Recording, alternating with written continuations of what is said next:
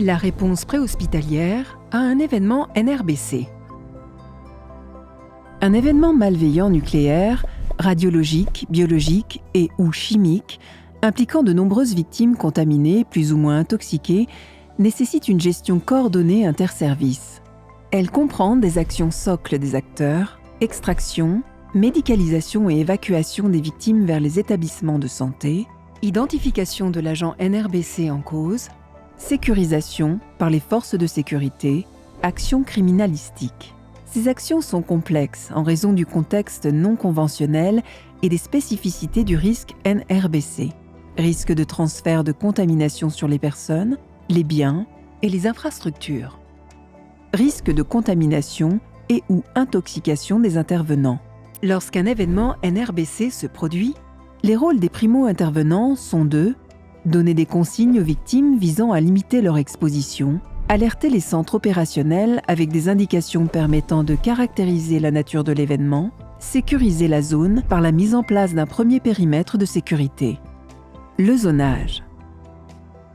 Le zonage a principalement pour objectif d'éviter toute sortie non maîtrisée de personnes ou matériels potentiellement contaminés afin de limiter le transfert de contamination. Un premier zonage réflexe est déployé afin de rassembler les victimes à distance de la source de danger et empêcher toute entrée extérieure. Un zonage réfléchi est secondairement mis en place en concertation entre le commandant des opérations de secours et le commandant des opérations de police-gendarmerie, sur le principe du menant concourant en tenant compte de la persistance de la menace ou de son évolutivité. Il fait l'objet d'une réévaluation dynamique selon les caractéristiques du produit, la poursuite ou l'interruption des émissions, les résultats de mesure, l'essence et force du vent et la disponibilité des moyens d'intervention. 3 zones sont définies. Une zone d'exclusion, elle est contaminée. Pour la définir, un rayon minimal d'environ 500 mètres autour de la source de contamination est souvent retenu, ajusté au vent sur le site. Une zone contrôlée, initialement propre, elle peut faire l'objet d'un transfert de contamination au cours de la conduite des opérations. Elle se situe entre la zone d'exclusion et la zone de soutien. Une zone de soutien, zone propre, qui n'a pas vocation à être contaminée.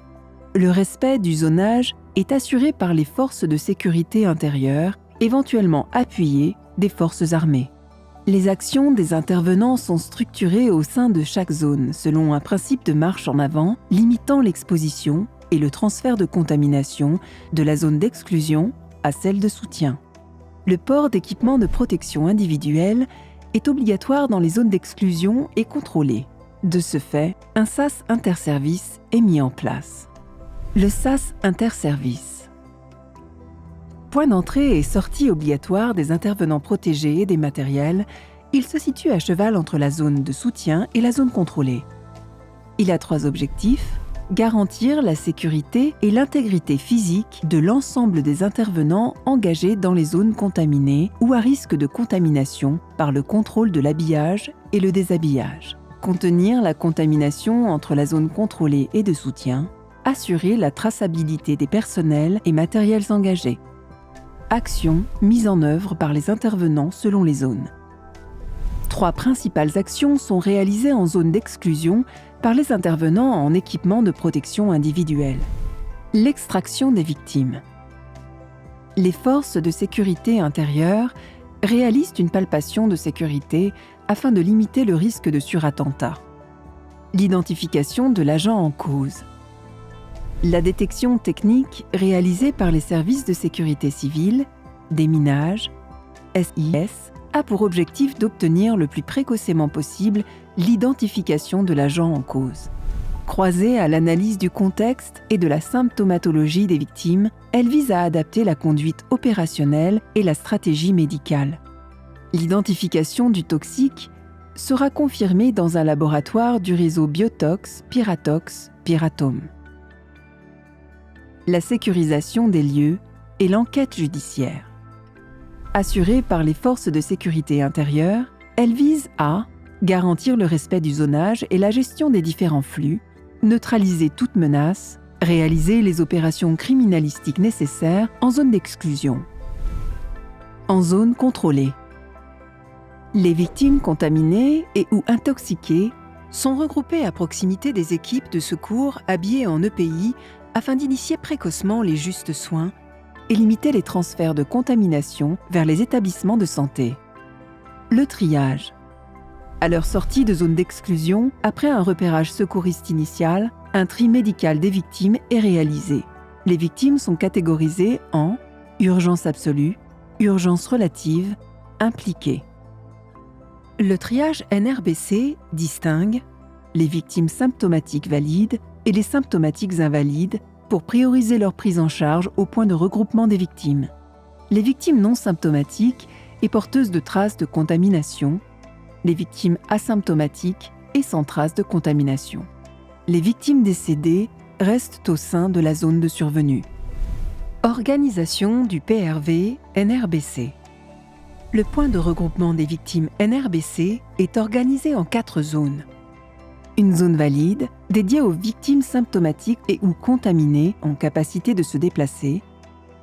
Une zone invalide, accueillant les victimes symptomatiques et ou contaminées, incapables de se déplacer ou de se déshabiller sans assistance. Elles sont catégorisées en fonction de la gravité de leurs symptômes et de leurs éventuelles lésions associées. Cette zone invalide se divise en 2 secteurs distincts. Un secteur urgence absolue nécessitant un traitement immédiat, un secteur urgence relative avec possibilité de traitement différé. Un point de regroupement des impliqués, le PRI, pour les victimes valides sans symptômes apparents pouvant nécessiter une surveillance. Un point de regroupement des victimes décédées, le PRD, placé sous surveillance des forces de sécurité. Actions engagées au PRV. Les étapes de la chaîne de survie NRBC sont décontamination d'urgence pour toutes les victimes, recherche d'un toxidrome, soit une association de symptômes évocateurs d'un toxique particulier, traitement précoce adapté au toxidrome et à l'identification du toxique, décontamination approfondie si nécessaire. La décontamination d'urgence est réalisée le plus précocement possible pour éviter la poursuite de la contamination et de l'intoxication des victimes par inhalation, ingestion, contact. Elle consiste à décontaminer les parties découvertes de la peau par des moyens d'absorption et de déplacement de la contamination ou des moyens de neutralisation et à retirer au moins la couche externe des vêtements. Les victimes valides se déshabillent au moins pour partie seules, tandis que les victimes invalides, transférées sur des civières, bénéficient d'un déshabillage par des personnels en équipement de protection. Les effets personnels des victimes sont rassemblés et confinés au point de regroupement des effets personnels placés sous surveillance des forces de sécurité. La traçabilité des effets est systématique. Symptômes et traitements précoces. Les soins visent à assurer la survie et la stabilisation des victimes jusqu'à la décontamination approfondie éventuelle. Ils sont adaptés à la symptomatologie, à la sévérité de l'intoxication, aux lésions éventuelles associées. Si tous les soins sont possibles, le juste soin sera privilégié en intégrant la contrainte du port des équipements de protection individuelle. Gestes techniques, administration des antidotes et contre-mesures médicales, oxygénothérapie et assistance ventilatoire. En cas d'urgence absolue, les soins d'urgence immédiats priment ou sont réalisés en parallèle de la décontamination d'urgence. En cas d'urgence relative, les victimes invalides bénéficient de la décontamination d'urgence avant les soins. Le traitement administré doit bénéficier d'une traçabilité en lien avec l'identification de la victime. La décontamination approfondie succède à la décontamination d'urgence qu'elle complète. Elle n'est pas systématique. Elle a pour but d'éliminer toute trace de contamination résiduelle. Elle est encadrée par du personnel en EPI dédié à chaque étape. Lavage au savon, rinçage à l'eau, séchage par tamponnement et rhabillage ou protection par couverture de survie. La continuité de la médicalisation des pathologies vitales est assurée tout au long de la chaîne de décontamination.